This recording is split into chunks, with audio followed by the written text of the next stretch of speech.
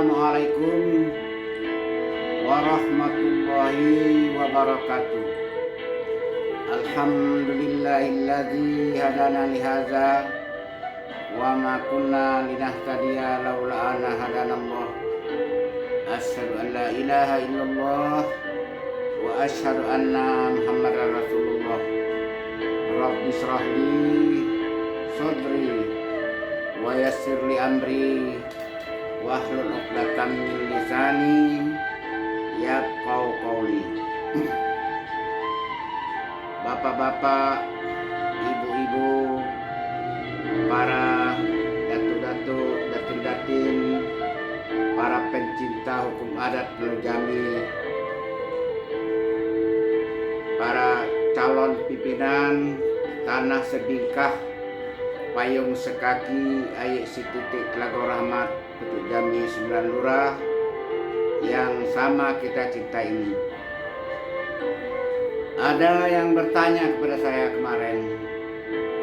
Pertanyaannya begini, kenapa kok Datuk Mukhtar kalau ngomong tentang hukum adat, menerangkan hukum adat, selalu menyinggung oknum-oknum LAM, oknum-oknum tokoh adat gitu.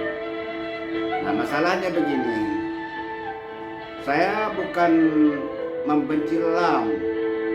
Saya sangat bangga adanya LAM di Jambi ini, karena ada badan yang mengurus tentang adat. Kita tahu LAM adalah lembaga adat. Adat adalah kebiasaan yang berulang-ulang. Itu kata adat.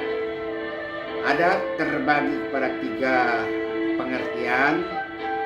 Pertama, adat dalam arti budaya. Nah, dalam arti budaya ini terbagi 2 dia ini. Ada budaya dalam bentuk mungkin pakaian, mungkin bentuk bangunan, mungkin bahasa, tapi ada budaya yang berbentuk yang bersifat jati diri, yaitu akhlak. Jadi budaya dalam arti etika. Nah, kemudian jadi pengertian adat tadi ada 3 ya. Pertama, dalam bentuk budaya. Yang kedua, dalam bentuk etika. Yang ketiga, dalam bentuk hukum adat. Saya tahun 2006 duduk di LAM, ditunjuk menjadi wakil ketua, dan pernah berkumpul di SMK Kambang itu pada tahun 2011 kalau saya tidak keliru. Berkumpullah ketua, wakil ketua LAM Kabupaten Kota se-Provinsi Jambi oleh Bapak Hasib waktu itu. Saya diminta untuk menguraikan malam waktunya untuk menguraikan tentang sumber hukum adat, yaitu Pucuk Undangan 5. Kemudian menguraikan tentang hukum dasar adat, yaitu Undang-Undang Adat keempat. Kemudian pembagian hukum adat. Kemudian hukum adat itu kan 9 pucuk. Kemudian menjelaskan tentang pasal-pasal Undang 20. Undang 20 itu kan 20 pasal, tapi sifatnya fleksibel, elastis. Walaupun dia 20 pasal, dia lebih luas jangkauannya daripada KUHP. KUHP nasional yang sebelum diganti ini, yang berlaku selama ini, itu 569 pasal. Sedangkan Undang 20 itu cuma 20 pasal. Tapi karena elastis, fleksibel, dia bisa mengikuti zaman. Jadi asal ada perbuatan yang bertentangan dengan hukum syara, walaupun belum diatur dalam Undang 20, tapi ada persamaannya, maka diperlakukan hukumannya sama dengan Undang 20. Cari ke sana, ditafsirkan. Nah, Salah satu contoh, ada kemarin itu beberapa tahun yang lalu, ada perempuan telanjang memfoto dirinya lalu disebarkan. Ada pertanyaan ke saya, bisa dihukum? Tuh bisa. Apa namanya sih tadi? Menurut saya melanggar pasal 10 ayat 1 sub 4 saya bilang. Itu namanya salah pakai bau mandi. Arti waktu salah pakai bau mandi, badan kita sendiri, kita yang punya badan, kita yang memperlakukan berbuat sesuatu yang bertentangan dengan hukum syara. Nah itu, jadi cara menghukumnya harus sama dengan pasal itu, begitu. Nah, ketika balik cerita tadi yang 2017 itu, setelah saya berceramah dengan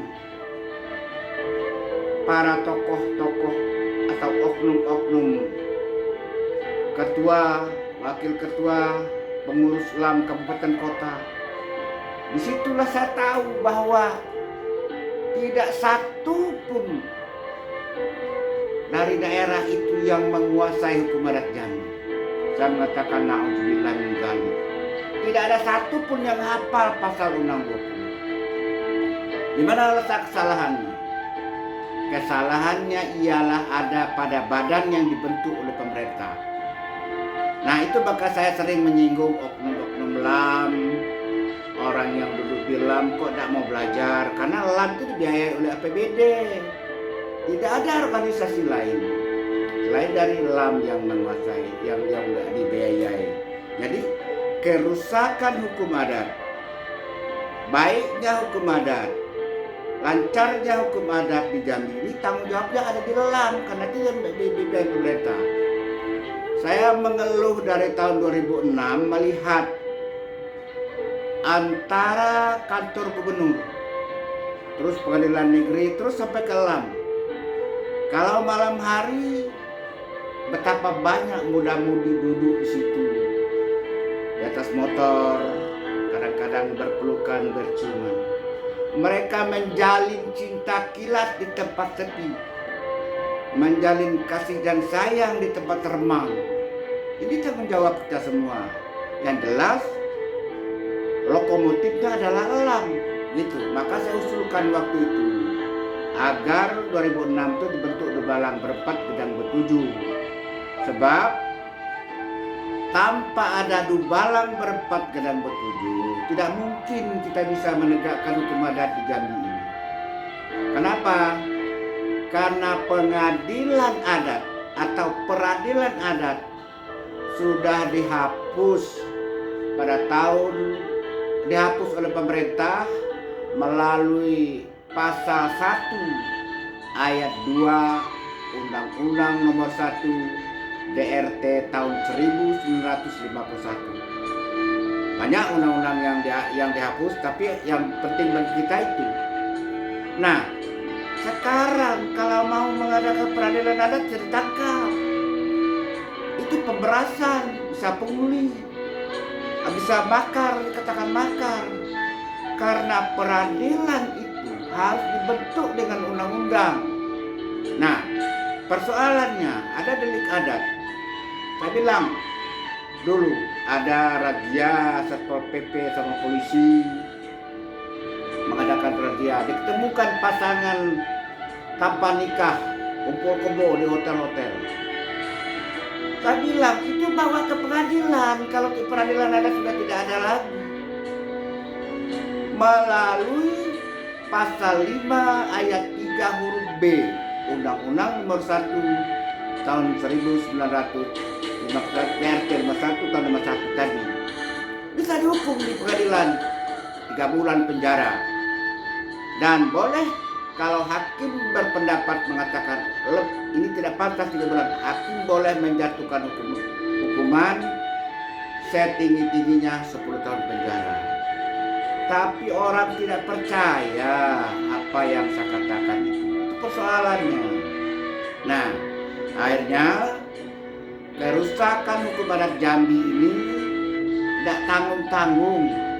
Sering saya katakan rusaknya hukum adat Jambi ini bak luko balung tinggal buih. Siapa yang bertanggung jawab memperbaikinya? Ya LAM, karena LAM lah badan yang dibiayai oleh APBD Provinsi Jambi, LAM provinsi, LAM kabupaten, LAM kota.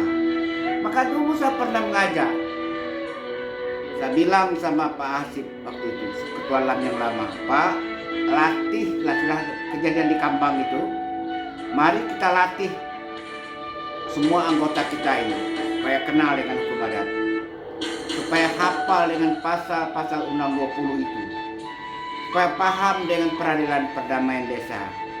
Karena hapusnya peradilan adat bisa kita adili kasus adat. Semestinya kan begini, kasus adat itu diadili oleh pengadilan negeri, banding pada pengadilan tinggi, kasasi pada Mahkamah Agung.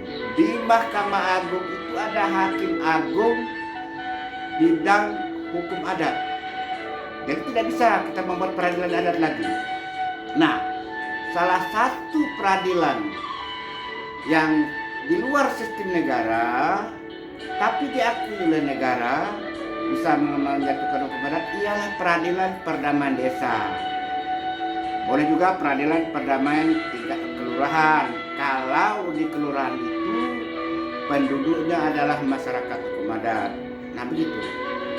Nah ini ada syarat tertentu, tidak seperti selama ini.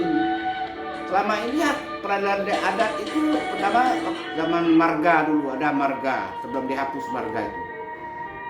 Kampung, dusun, itu hakim adat tidak disumpah, saksi tidak disumpah, sidangnya ada yang di jalan saya lihat itu. Nah, tidak benar itu. Jadi ada aturannya. Pertama, aturan peradilan perdamaian desa tadi adanya di tingkat desa. Terakhir, kecuali tidak perdata. Kalau perdata, misalnya ada gugatan tanah, putus, lalu yang kalah tidak mau terima, lalu diberi tenggang waktu oleh peradilan perdamaian desa kepada yang kalah. Saudara dalam tenggang waktu sempit seko atau lapang seko atau lungkang seko atau dua kali lungkang seko, saudara harus gugat ke pengadilan negeri. Kalau tidak, saudara kami keluarkan dari adat. Itu perdata. Kalau pidana tidak. Kalau tentang pencurian, pembunuhan, penghinaan, perbuatan zina, kesalahan muda-mudi, masalah seksual dan segala macam, itu terakhir dia. Terima atau tidak terima, itu saja. Terima bayar, tidak terima dikeluarkan dari adat, gitu. Nah terakhir, syaratnya apa? Syaratnya desa membuat badan peradilan namanya Peradilan Perdamaian Desa. Ketua sidangnya adalah pemangku adat desa. Kalau kadesnya pemangku adat, maka dulu pernah saya sarankan kades bukan pemangku adat, saya bilang. Pemangku adat bukan kades. Tapi kades itu bisa kita angkat menjadi pemangku adat. Kita kasih gelar. Maka dia berfungsi sebagai kades dan juga sebagai pemangku adat. Itulah yang saya sebut dengan namanya dalam adat Jambi payung sekaki kemanglu. Ketika dia menjalankan kades, meminta pajak, mengurus pembangunan segala macam, itu dia eksekutif. Tetapi ketika dia mengurus adat, menyidangkan peradilan, menjatuhkan hukuman, itu yudikatif namanya. Nah jadi kades inilah, kades yang pemangku adat ini yang menjadi ketua sidang itu. Nah yang kedua, hakimnya. Hakimnya tidak boleh sembarang orang, tapi harus orang Gedang. Bukan orang kecil, orang Gedang. Siapa orang Gedang itu? Orang Gedang itu adat Jambi mengatakan kecil banamu Gedang bagela. Jadi orang Gedang itu ada gelar.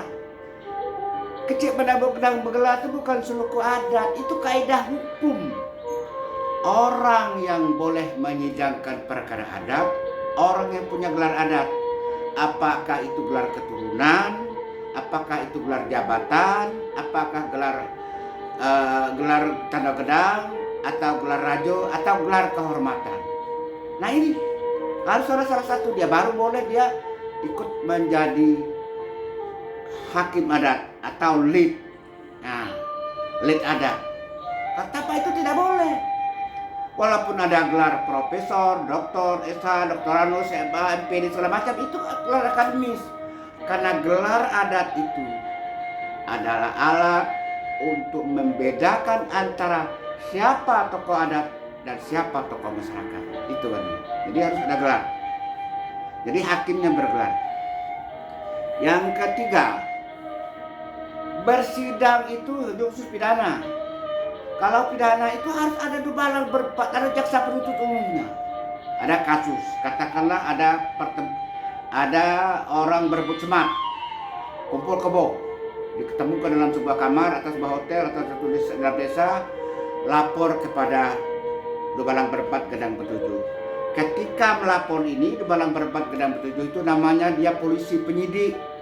Dubalang berempat berfungsi sebagai penyidik. Dubalang itu ada 4 anunya fungsinya. Sebagai intelijen, sebagai polisi, sebagai pemangku adat, dan sebagai jaksa penuntut umum. Nah sekarang laporkan kasus ini tadi.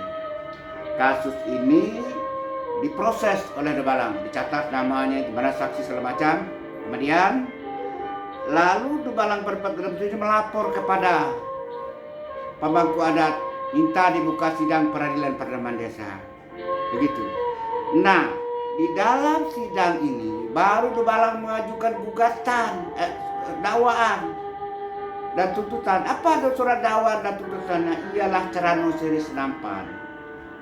Cerano Seri Senampan yang ada pakai keris di atasnya, lalu dikatakan, kok tinggi Pusaka Rajo kami juluk dengan kuju dan sebatang, kok rendah Pusaka Rajo kami sauk dengan keris dan sebilah.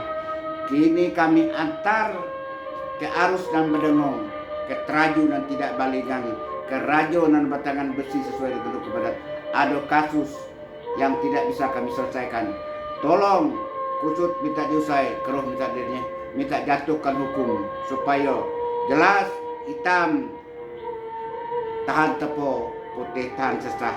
Karena dia telah tapijak di menang arang, hitam lah tapak, tak turut di gunung kapur, putihlah punggungnya. Sekarang jatuhkanlah, adililah mereka, kalau salah jatuhkan hukum, supaya tidak dituduh oleh anak negeri. Ini yang dilakukan. Tapi bagaimana 15 tahun saya di LAM, tidak ada satupun orang LAM yang paham tentang peradilan adat. Nah, saya akhirnya dibenci orang. Nah itu. Kemudian yang keempat syaratnya, hakim itu harus disumpah. Wallahi, tallahi, billahi, saya bersumpah bahwa saya akan menegakkan kebenaran dalam perkara ini. Bila saya tidak benar, maka air yang saya minum, udara yang saya hirup akan menjadi racun mematikan saya dan keluarga saya, karena dikutuk lebih sekawi azab Allah. Itu sumpah hakim. Nah, bagi hakim yang sudah disumpah, kalau ada perkara lain dia tidak perlu lagi sumpah lagi, cukup 1 kali saja. Kemudian saksi juga disumpah. Itu sumpah. Nah, lalu yang kelima harus jelas pasal yang dilanggarnya apa kesalahannya, itu melanggar pasal apa. Sebab peradilan perdaman desa itu hanya mengadili akibat dari perbuatan pidana, bukan perbuatan pidananya. Contohnya begini, kalau ketemu pasangan yang kumpul kebo dalam sebuah hotel, perbuatannya berzina, itu bukan urusan kita, bukan urusan adat. Tapi dia berada di situ melakukan itu, saya ingat timbul akibat malunya daerah, malunya tempat, malunya desa, malunya kampung, malunya kota, malunya masyarakat. Nah, inilah yang disebut dengan akibat dari satu perbuatan. Jadi akibat inilah yang diadili gitu. Jadi jelas pasal yang dilanggarnya pasal apa, baru jelas apa hukumannya, baru dijatuhkan hukum di dalam sidang. Tanpa ada sidang tidak ada hukum yang jatuh. Jadi yang selama ini saya lihat ada ketemu pasangan yang dianggap salah menurut adat, langsung saja kades atau RT atau lurah kata kamu denda 5 juta. Itu pungli, bisa masuk penjara, pemerasan, melanggar pasal 368 KUHP 9 tahun penjara. Ingat itu, jangan mau kita menyelesaikan negara ini, menyelesaikan masyarakatnya, kita terlibat jadi masuk penjara. Kita tidak kaya dengan itu. Saya 33 tahun menjadi hakim. Alhamdulillah saya selamat sampai pensiun. Nah, jadi itu tanggung jawab kita. Nah, itulah sebab saya keluar dari LAM. Karena saya di LAM, saya tidak bisa berbuat apa-apa. Saya memberi gelar, disalahkan orang. Tidak boleh itu LAM memberi gelar. Apa-apaan saya bilang, apa Anda tidak belajar hukum? LAM itu ada perda. Di dalam perda disebut di situ bab 3 bunyinya tentang tanah jasa, tentang penghargaan, tentang gelar kehormatan. Pasal 5 ayat 3 mengatakan LAM semua tingkat dapat memberikan gelar. Ingat, dapat, bukan wajib, dapat. Dapat itu dalam ilmu hukum namanya fakultatif. Boleh iya, boleh tidak. Kalau mau silakan, kalau tidak silakan. Gitu.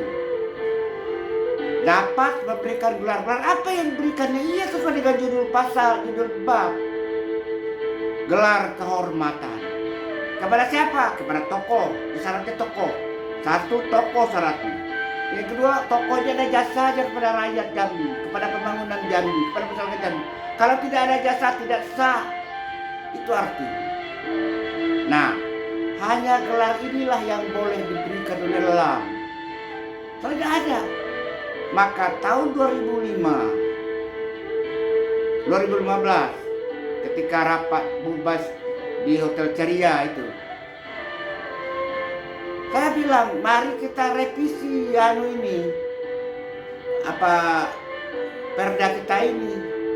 Tapi iya aja kata kawan-kawannya sudah. Nah itu tadi karena gerak langkah daripada LAM sendiri terbelenggu oleh perda itu. Nah kemudian dalam perda itu ada yang wajib kita laksanakan.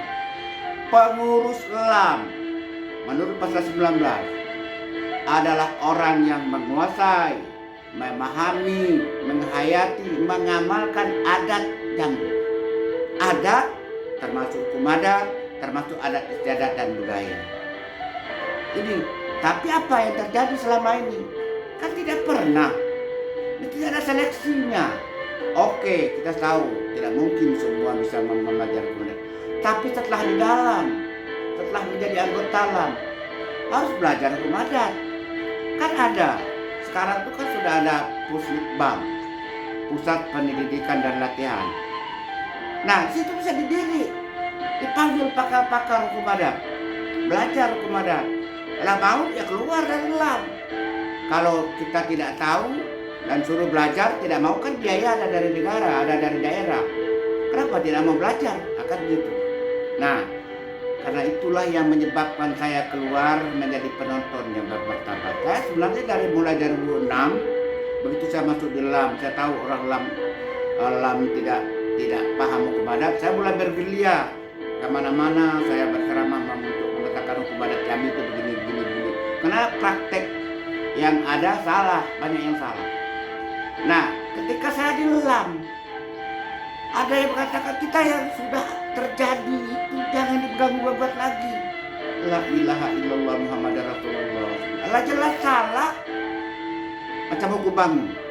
Hukum bangun yang ada hari ini, mulai Tanjung Jabung Barat sampai Kerinci, salah. Saya mengatakan salah. Saya Mukhtar Agus Khalid SH Adipati Cendiko Anggogetorojo mengatakan hukum bangun itu salah. Kerbau yang dimakan orang adat itu kerbau haram. Kenapa? Hukum yang dijatuhkan tidak jelas kesalahan orang. Jelas bunuh orang. Apakah membunuh dengan sengaja dan berencana, Apakah membunuh dengan sengaja? Apakah membunuh dengan terpaksa? Apakah membunuh dengan tidak sengaja? Apakah percobaan pembunuhan? Tidak jelas. Kan ada mati saja. Itu. Yang kedua, bangun dia bangun apa? Tidak jelas. Bangun itu ada 6 macam. Coba. Kalau orang membunuh dengan sengaja dan berencana, melanggar pasal 340 KUHP, ancamannya hukuman mati. Di dalam adat, dia kena bangun tengah tiga namanya. Kerbau 1 ekor, beras 100 kantang, dendanya tinggi 960 emas. Kalau digeramkan 2.400 gram. Itu untuk pembunuhan sengaja dan berencana. Yang kedua, pembunuhan dengan sengaja. Ada orang berkelahi, tetap tujahnya kalau mati. Nah, itu berarti melanggar pasal 338 KUHP, membunuh dengan sengaja, ancamannya 15 tahun. Dalam adat, dia dikenakan bangun sudah namanya. Kenapa kita sebut bangun sudah? Karena dia sudah tercapai niatnya membunuh orang. Itu. Nah, yang ketiga, membunuh dengan terpaksa.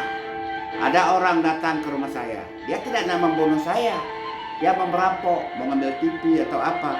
Saya lawan, lalu dia bunuh saya. Membunuh saya ini terpaksa dia bunuh. Kalau enggak dia yang mati, itu artinya. Nah, di dalam negara kita diancam oleh pasal 365 ayat 3.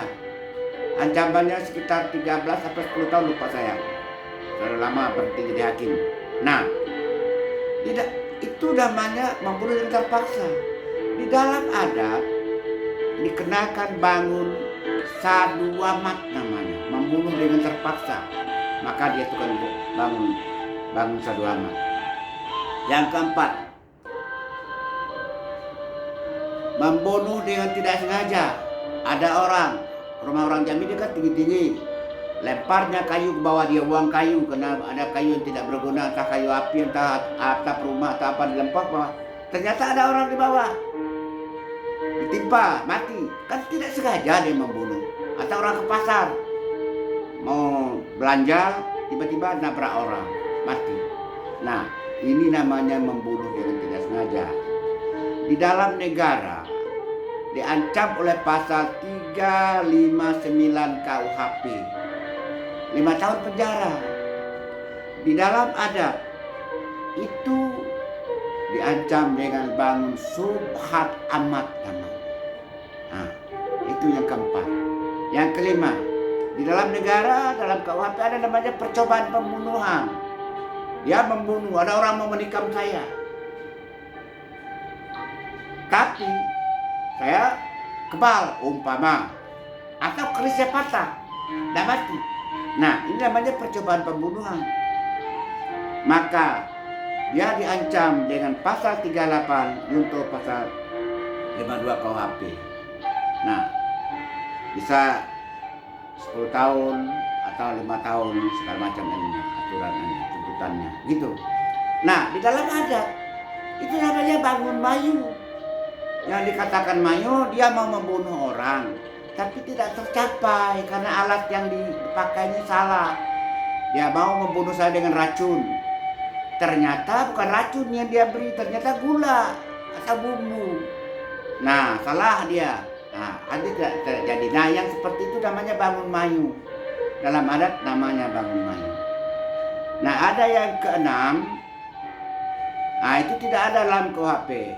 Ada orang punya kelapa pinggir jalan, tinggi sekali, tidak dipelihara. Datang angin, rebah kelapa ini, timpanya orang, mati orang. Atau punya hewan, kerbau, anjing, kita pelihara bagus-bagus, tapi kan dalam hidup nih mujur tak dapat diraih malang, tak dapat ditolak. Tuhan berkehendak lain, lepas anjing, lepas kerbau, tanduknya orang, gigitnya orang, mati orang. Ini namanya bangun khotam. Jadi 6. Nah, makanya saya berani mengatakan bangun yang ada hari ini salah. Nah, kemudian apa? Setiap bangun, hukum bangun yang 6 ini, itu ada namanya denda adat. Buta, beras, serat, misalnya bangun sudah tadi. Nah, ada orang bunuh orang dengan sengaja. Kalau dalam negara diancam 15 tahun penjara, tapi dalam adat namanya bangun sudah. Nah, buta, beras 100 gantang, kerbau 1 ekor, kecik babatu gedang babungkal, baiku bakepalo, didendo dengan emas 1 kati dan 1 tahir. Nah begitu. Jadi denda emas ini yang kurang lebih 840 gram, lalu 10% untuk hakim yang bersidang dan 90% untuk ahli waris korban. Ada jandanya dikasih sama jandanya, ada anaknya dikasih anaknya, kalau tidak ada keluarganya kasih sama keluarganya. Yang berlaku hari ini apa?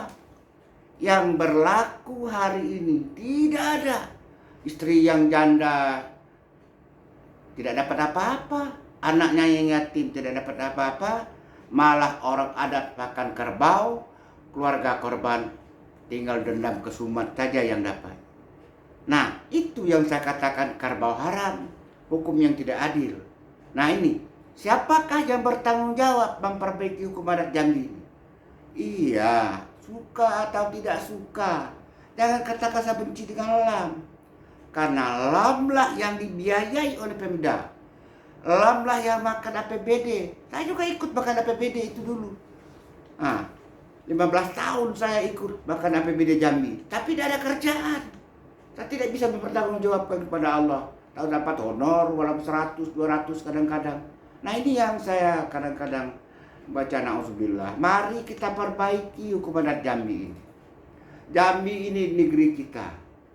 Saya tahun 2006 saya mengajak seluruh masyarakat orang adat Jambi, mari kita berdiskusi, berdebat, kita bukukan. Bukan saya mengatakan saya pintar, tidak. Saya peneliti hukum adat benar. Belum tentu yang pendapat saya itu benar semua. Nah maka kalau kita duduk berunding, oh ini Pak Muhtar salah, nah mana yang benar? Yang benar kita ikut.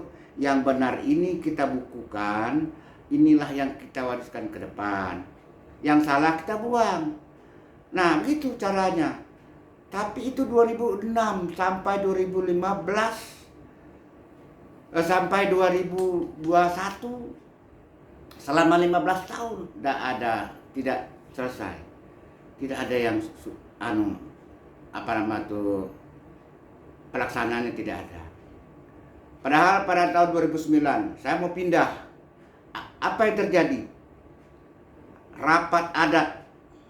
Saya katakan sama Pak Asip, Pak, saya mungkin 3 bulan lagi pindah.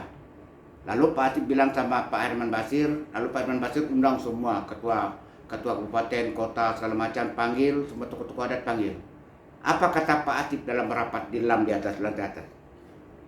Kata Pak Asip waktu itu, bapak-bapak, datuk-datuk, datin-datin, di provinsi ini, kata Bapak Asip, ribuan tokoh adat yang pandai berseluku, pandai menghibur orang, orang tertawa, orang tersenyum mendengar seluku dan pantunnya. Tetapi kata Bapak Asip, tidak bisa menyelesaikan masalah. Masalah adalah pakai hukum adat. Nah, tokoh hukum adat ada di LAM ini. Se-Indonesia ini kita yang beruntung, kata Pak Asip. Ada tokoh hukum adat di LAM ini. Dan dia bisa mengawinkan antara hukum negara dengan hukum adat. Siapa orangnya? Itulah Pak Mokhtar Agus Soleh. Tapi 3 bulan ke depan dia akan pindah dari Provinsi Jambi. Nah sekarang apa pendapat bapak-bapak? Itu kata Bapak Asip waktu itu. Akhirnya semua mengusulkan agar Ketua LAM Provinsi Jambi membuat surat kepada Ketua Mahkamah Agung Bapak Abgermanan. Dan jangan dikirim, tapi harus diantar sendiri. Kemudian ada usulan lagi supaya minta dukungan dengan DPRD. Akhirnya oleh Bapak Asip dibuat surat, kemudian diminta lagi surat dengan DPRD supaya saya tidak dipindahkan dari Jambi. Berangkat Pak Asip dengan Pak Herman Basir ke Jakarta. Nah itulah sebab tahun 2009 saya belum pindah dari Jambi. baru pindah dari Jambi 2011. Nah, tapi sayangnya saya di Jambi tidak ada gunanya tenaga saya. Malah 2009 saya dapat SK. Keluarlah SK nomor 4 2009 memerintahkan kepada saya untuk menulis Undang 20. Sudah saya tulis karena tinggal saya mengetik terapi saja karena saya sudah ada konsepnya hasil penelitian. Tapi ketika saya lapor, Pak Pati bilang, waduh, kita sekarang ini sedang tidak ada uang. Itu 2010. Akhirnya saya kecewa. Saya bakar konsep itu. Nah, itu terjadi. Tapi celakanya, waktu Mubes Musda di Bangko 2012, Pak Asif Prato lagi mengatakan sana tuh, kita beruntung dapat pakar hukum adat di sini. Sebentar lagi dia pensiun. Namanya Pak Mutar. Astagfirullahaladzim. Saya tuh datang lagi Pak Junaidi Tenur pidato mengatakan kita balik ke Jambi ini, kita buat SK Pak Mutar biar dia ruangannya di atas. Kita beri kipas angin, kita kasih makan segala macam, dia menulis buku Undang 20 itu, dia selesaikan. Kalau perlu kurifikasi hukum adat. Itu kata Bapak Asif dengan Bapak Junaidi Tenur. Saya karena konsep yang sudah ada itu sudah saya bakar. Akhirnya saya setelah Musda di Bangko itu kami ke Padang, dari Padang kawan-kawan balik ke Jambi, saya terus ke kampung, ke Jangkartana, ke kampung saya Pulau Tengah. Di sana saya ambil lagi semua bahan-bahan catatan penelitian saya dahulu. Nah begitu, maka saya tulislah lagi. Tapi apa kejadiannya? Kejadiannya nggak ada reaksi. Saya sudahlah, saya bilang. Nah, maka setelah saya keluar dari LAM, saya tulislah buku KUHP itu. Jadi sekarang saya telah menyiapkan untuk generasi Jambi ini memperbaiki hukum adat. Kalau mau ikut saya, pertama buku Sumpit Gading Dama Ipu, hukum adat Melo Jambi. Sumpit Gading itu hukum adat. Kata kiasan dari hukum pidana adat adalah Sumpit Gading. Itu. Yang kedua, saya tulis buku KUHPA, Kitab Undang Hukum Pidana Adat. Yang ketiga, saya tulis lagi Peradilan Perdamaian Desa untuk mengadili perkara adat. Karena peradilan perdamaian desa itu tidak masuk dalam sistem hukum negara. Tapi tidak boleh bertentangan dengan hukum negara. Kalau hakimnya tidak disumpah, saksinya tidak sumpah, bersidangnya di jalan. Nah, itu bertentangan dengan negara. Dia harus bersidang di rumah, walaupun kita duduk melingkar, tapi rumah tempat bersidang itu namanya rumah deh, rumah teli, rumah jenang pendapur raju. Begitu anu. Nah, jadi sekali lagi, saya bukan benci dengan oknum-oknum LAM. LAM sangat saya hormati. Saya keluar baik-baik dari LAM. Cuma saya keluar, maksud saya kalau saya di LAM saya tidak bisa berbuat apa-apa. Karena begitu saya mau gelar, kawan cemeh, kawan bertengkar, macam-macam lah. Atau cuma pendapat pribadi baik. Nah, itulah kata-kata anu yang timbul. Akhirnya saya keluar dari LAM. Keluar dari LAM, saya banyak menjadi narasumber di perguruan tinggi, di Unja entah berapa kali, di UIN entah berapa kali, di Unbari, di kampung-kampung, di desa-desa. Saya pernah nginap di Batanghari, di desa Bulu Kasap, 3 hari 3 malam saya nginap di sana, nginap di Tanjab Barat, di Tanjab Timur, di Merangin, di Muara Jambi. Saya memberikan pemaparan tentang hukum adat Melo Jambi. Hukum adat yang rusak, mari kita perbaiki sekarang. Saya membentuk Debalang bersama organisasi, saya memberikan gelar adat, gelar gedang. Nah, walaupun orang tidak suka. Saya sering katakan, kalau saya memberikan gelar tanda gedang atas nama organisasi saya, dilarang oleh kawan-kawan. Dikatakan gelar itu adalah LAM yang bertanggung jawab. Keliru. LAM itu baru tanggal 19 Desember 1975. Saya sudah sarjana muda waktu itu. Baru LAM ada. Sebelum itu ribuan gelar sudah ada. Sebelum LAM ada, ribuan gelar orang Jambi. Saya pernah melihat orang memberi gelar di Sungai Penuh Kerinci. Itu di atas kuburan. Berapa kali saya lihat itu, banyak terjadi seperti itu. Orang yang meninggal belum sempat dia memberikan gelarnya kepada anak cucunya. Ketika dia meninggal, mayatnya sudah dimandikan, sudah dikapani, sudah disolatkan, bawa ke makam. Di atas kuburannya terhalang untuk mencari siapa yang pantas, yang layak makan duduk, lalu bukan patut menerima gelar. Itu orang menghargai gelar di Kerinci itu, luar biasa. Tapi kok kita susah-susah sekali. Ingat, yang dikatakan kecik banamu gedang begela itu bukan suku adat, itu jalku adat, kaidah hukum. Juga yang dikatakan sekecik-kecik semantung baluka, bila babuah tanola gedang. Sekecik-kecik orang, bila lah nikah tanola gedang. Kalaulah gedang, kasih gelarnya. Siapa yang kasihnya? Orang adat. Kalau tidak kasih, kapan orang Jambi gedang? Coba Bapak pikir, dari mana datangnya kalimat itu? Sekecil-kecil semantung baluka. Dari mana datangnya itu? Sekecil-kecil orang kalau nikah tanola gedang. Dari mana datangnya itu? Artinya di masa lalu nenek moyang kita setiap orang kawin dikasih gelar supaya dia jadi orang gedang. Kalau tidak kasih gelar, tidak pernah gedang. Itu. Jadi sama sekali saya tidak membenci lam, saya bangga ada lam.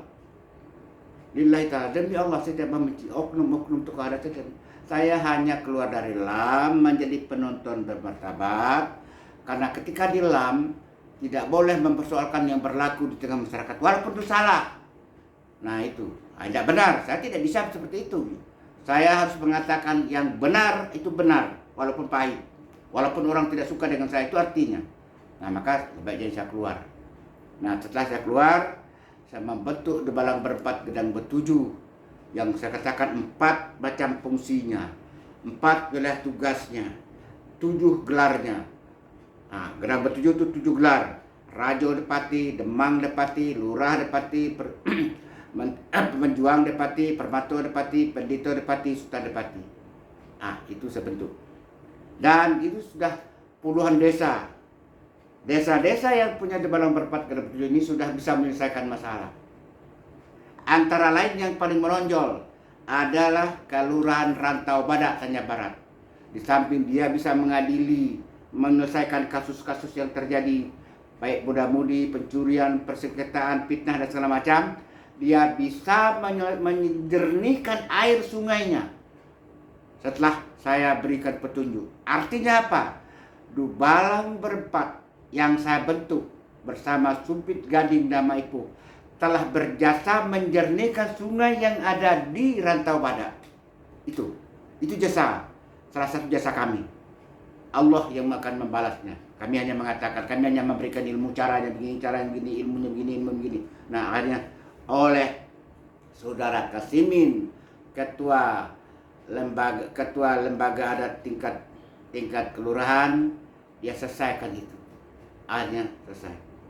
Jadi barangkali itu yang dapat saya sampaikan. Lebih dan kurang saya mohon maaf. Saya tidak bermaksud untuk menyakiti seseorang, tapi saya sangat mencintai hukum adat Jambi ini. Itulah maka saya habis umur saya 75 tahun sekarang, saya selalu menulis, selalu mengamati hukum adat Jambi. Nah, beberapa hari yang lalu terdengar ada tarian LGBT, dan sebelumnya ada pesta seks anak-anak bawah umur. Siapa yang bertanggung jawab itu? Saya. Ada kapan saya makan uang APBD menjadi Debalang? Nah, itu. Jadi mari kita bangun Jambi ini, kita pelihara Jambi ini, agar Jambi ini nanti anak cucu kita dapat kebaikan. Kalau hari ini kita menaburkan benih keadilan dan kebenaran, kelak anak cucu kita akan menuai kebahagiaan hidup jaya mati sempurna. Itu barangkali yang dapat saya sampaikan, dan mohon maaf segala kekurangan saya. Sudah saya paparkan segala nandape, sebaris dak lupa, setitik dah hilang. Ko adonan talindong di belek daun, tinggal lehunut bakal lamu, bukan memelau paneh dileku, belum bakuak mandi bakumpai, tidak basisi mandi ke laut. Kok kurang syukur ditukuk, kok apat syukur diturang, kok jarang syukur disisip. Syukur oleh panjang di kampuh liba, alam terkembang menyudahi. Tamat kaji kitab dilingkup, tamat gayung pedang diletak. Hikayat habis, inah sudah. Sah samo dilunjo, batal samo diampang. Terserah kepada ombak dan bersabung, angin dan bapuhun. Di situ sisik telungu, tulang belambun. Yang tinggal untuk nan pandai. Titik air bisa batau, orang sekapal duduk terbenung. Dalam kelam elok berlampu. Yang setitik jadikan laut, yang sekepal jadikan gunung. Alam terkembang jadi guru. Balam terbang ke muka pintu, padi sulit apa dimakan. Alam terkembang jadi guru, bumi dan langit ada di dalam. Yang benar dari Allah yang Maha Kuasa, yang salah adalah dari saya Mukhtar Agus Khalid Esa, Adipati Cindikyo Anggo Gantorajo. Mohon maaf. Wassalamualaikum warahmatullahi wabarakatuh.